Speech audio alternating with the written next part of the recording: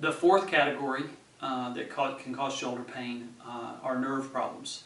The nerves are like the wiring in your body, so they carry signals back and forth from your brain out to the different body parts and then back to the brain.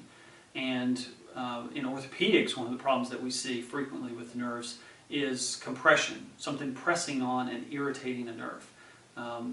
A good analogy for that is if you were to take a garden hose and run it across your driveway and turn on the hose, turn on the water, water comes out the other end, everything's working properly.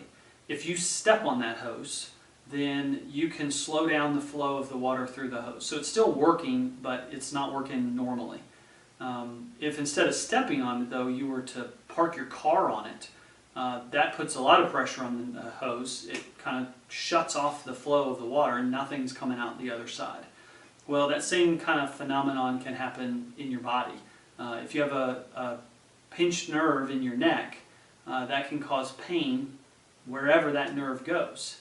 Now, pain is not always the only symptom. That's probably the most common one, but pinched nerves can also cause numbness, they can cause tingling, they can cause weakness or a burning sensation. So depending on which part of the nerve and which nerve is affected, the symptoms that you can feel may vary slightly. You would think that with a pinched nerve in the neck, most of the pain would be in your neck, but that's not always the case. I see a lot of people that come in complaining of pain over the top part of the shoulder, back around the shoulder blade, and even in the upper back between their shoulder blades. And after doing some testing, we figure out that the problem's actually in their neck.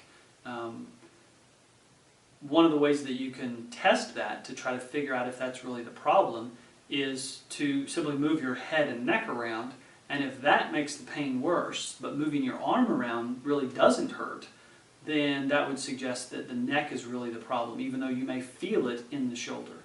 So those are the four major categories of problems that we see in the shoulder.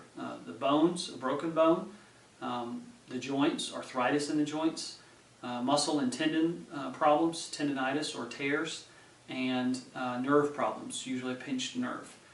So if you can kind of pay attention to some of those different things, watch what you do over the course of the day and see if you can identify which things hurt.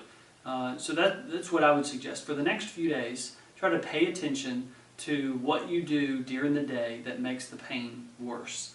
And pay attention to what you do that doesn't seem to hurt at all. And that may help you kind of nail down what this could be and eliminate some of the things that it probably isn't. In my next video, I'm going to cover some of the various treatments that we use to manage shoulder pain. And the better you understand what's causing the pain, the better you'll be able to use those tools and techniques to your advantage. So keep an eye out for that video. It'll be coming in the next few days. I hope that was helpful.